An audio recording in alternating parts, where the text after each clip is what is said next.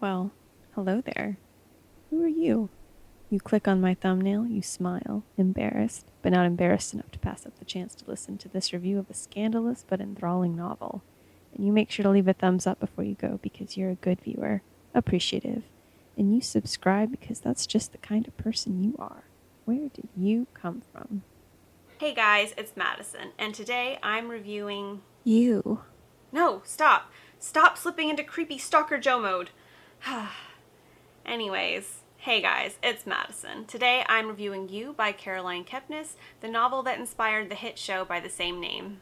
This is my favorite twisted romance / thriller / horror novel, maybe? There's a lot of discussion about what type of novel this actually is because there's a lot of mood whiplash, both in the book and in the show. I remember reading a review of the show and somebody said that if you hadn't been paying close attention, you could be forgiven for thinking that the first episode was a romantic comedy, and I don't disagree. The book shifts from these really cute romantic scenes to absolutely horrifying scenes, such as keeping a dude trapped in a glass box and the super creepy box of Beck. Although I tend to say that this story is a thriller, it really checks the boxes for thriller, romance, and horror. So in case you haven't figured it out from the memes yet, You is about a guy named Joe who falls in love at first sight with a girl named Beck. He begins stalking her, figures out what she likes, romances her, and begins killing all the problematic people in her life, like any good boyfriend should. It sounds simple, but it's really not, as his determination to make Beck love him gets him in all kinds of crazy situations, such as getting stuck in a closet and having to pee in a jar, or having to dress up so that he can blend in at a Charles Dickens festival. Oh yeah, and also having to dispose of dead bodies. The first chapter could almost be the chapter of a romance novel. It's not until Joe becomes really proactive about finding Beck by finding out where she lives and then watching her have sex with some guy in front of an open window that you realize, yeah, there's something not quite right with Joe. And the fact that Beck likes to have sex and masturbate in front of open windows in a crowded city hints that there might be something wrong with her too. This is a novel that immediately just pulls you into the story. The author uses stream of consciousness writing and rambling sentences in order to make it feel as if you are in Joe's head. The use of second-person point of view in present tense makes you feel as if you're in Joe's head as well, rather than being a third-person spectator. Also, second-person point of view keeps us focused on Beck at all times, because Joe is focused on Beck at all times. He is always talking to her in his head throughout the story, talking about how everything that he does is in her best interest, talking about how she has the worst friends, and to be fair, he does have a point there. Second-person point of view keeps Beck in the story at all times, even when she's not physically there, and it is a really clever use of the second-person point of view. Also, the writing style reflects Joe's obsessive personality. Like the structure of rambling sentences, Joe's obsessive personality is overwhelming and relentless. Also, the author uses a lot of repetition, which I think also reflects a stalker's mindset. Joe will often repeat phrases, or he'll have a series of sentences start the same way, which adds a level of intensity to Joe's thoughts and reflects his obsessive personality, because people that have obsessive personalities tend to fixate on the same thing, hence the use of repetition. This writing style, combined with a lot of really good cliffhangers, makes this a fast-paced read. It is a well-paced book, and unlike a lot of books, it does not suffer from sagging middle syndrome. I was constantly thinking, okay, how is Joe going to get out of trouble this time? Okay, I'm going to start getting into spoilers now, so if you haven't read the book or seen the first season of the show, go do one of those things right now because this is an awesome story and I don't want to spoil it for you. So the whole first act is just Beck and Joe having adorable, cute, romantic dates, minus the fact that Joe is stalking her, and it just plays out like any other romantic storyline would, except for the fact that Joe kidnaps her lover Benji and keeps him in a glass cage because, Benji's just in the way. Joe conveniently, accidentally, gives Benji something that he's allergic to, and the problem takes care of itself. During this time, Beck starts blowing Joe off, and we see that he is far more invested in her than she is in him. And since she is always blowing him off to hang out with her friend Peach, Joe begins to see Peach as an obstacle. The hate between Joe and Peach grows whenever Joe realizes that Peach is not just a clingy friend, but that she has a creepy stalker crush on Beck. Then Joe eventually kills Peach, and I don't know anyone that wasn't happy about that because Peach was the worst. Peach pretends to be Beck's friend while isolating her from her real friends, taking nude pictures of her without her permission, and at one point she attempts to rape Beck. Peach gaslights her afterwards by telling her that it wasn't a big deal and that Beck is being overdramatic. Unlike Joe, Peach has no redeeming qualities whatsoever. Honestly, the most brilliant thing that the author does in order to get us to root for Joe is making Peach an even bigger villain than Joe. All of the characters around Joe are either morally horrible or super annoying, so that whenever Joe kills them, we are secretly or not so secretly thrilled that he does so, because then we don't have to listen to their annoying, pretentious BS anymore. It's pretty easy to root for the killer when he's killing everyone that you hate. So after Joe kills Peach and Benji, him and Beck get together and it's like a really cute rom-com for a while until she comes across his box of Beck, which contains her used tampon, her underwear, and some other really creepy things. They fight, he tries to calm her down, and she ends up in his glass box under the bookstore.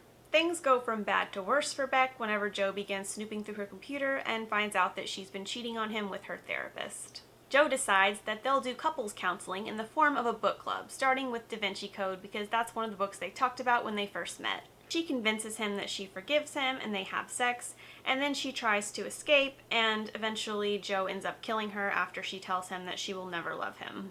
Joe ends up framing her therapist and then falls in love with the new girl at the bookstore. The end. I feel as though this entire book is symbolic of the relationship between reader and writer, similar to Stephen King's story Misery.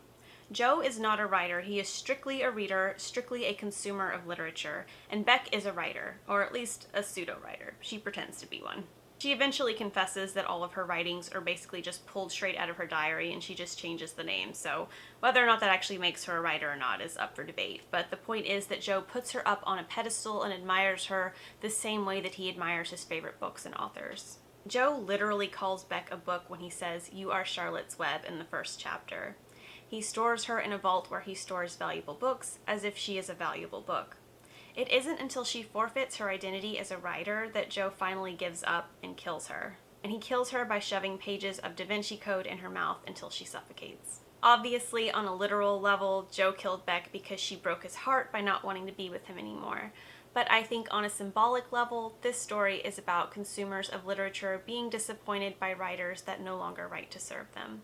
Or it could be about consumers of literature seeing through fake, pretentious writers that have no substance. Or, maybe I'm just reading way too much into this. There is a lot of genuine cuteness in this book. The word everything ship is adorable. Everything ship is a word that they made up during fake Scrabble, which means the meeting of minds, bodies, and souls.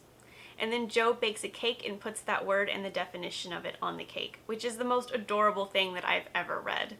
If you took the stalking and the horror elements out of the story, it would be a really cute contemporary romance. But even at its cutest, there are hints of problems in the relationship. Joe says that Blythe's story is solipsistic, and Beck agrees, and then later Joe finds out that she looked up that word because he finds chocolate icing next to it in the dictionary, because apparently Beck doesn't know that the online dictionary is a thing. Joe thinks that it's cute that Beck looked that word up, and that it meant she was listening to him, and that it's a good thing. No, Joe, it meant that she was agreeing with you because she didn't know what the heck you were talking about and she didn't want to look stupid, so she just agreed with you because she's fake, and that's what fake people do.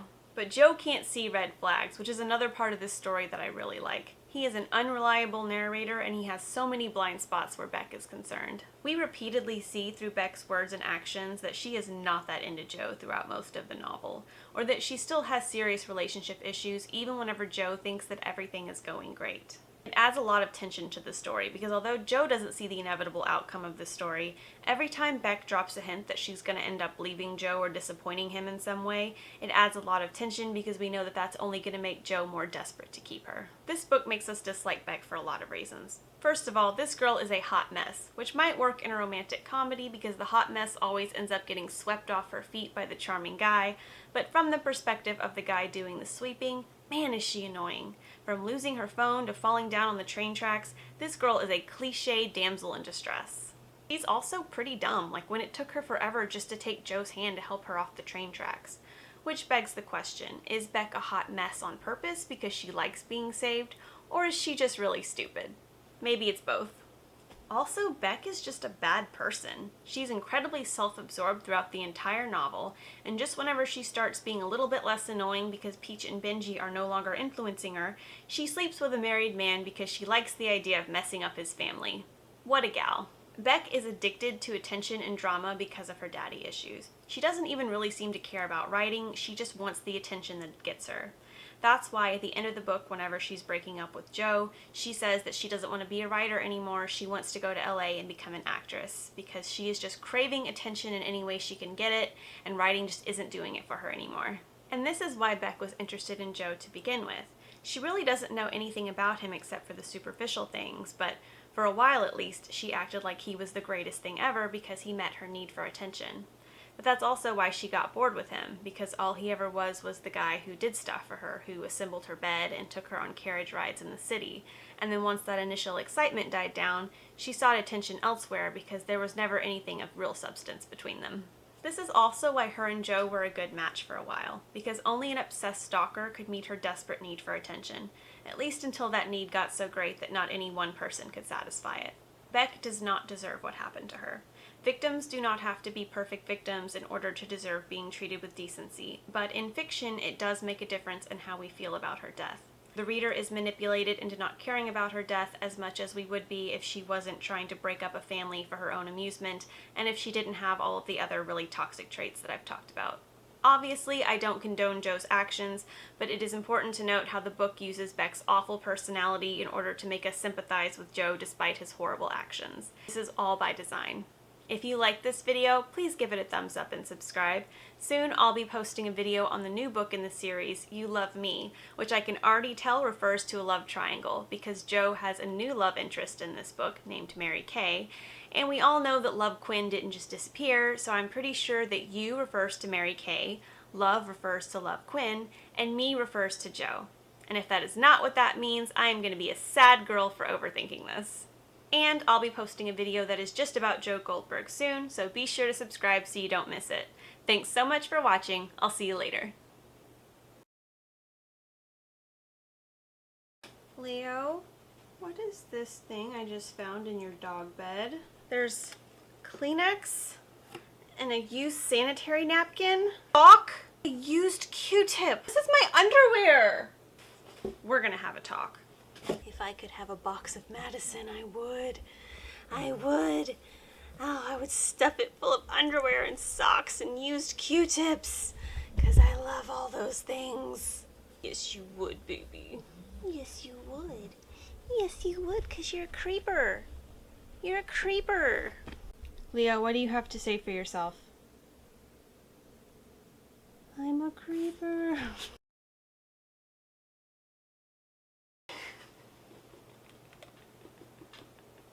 He's just like, whatever.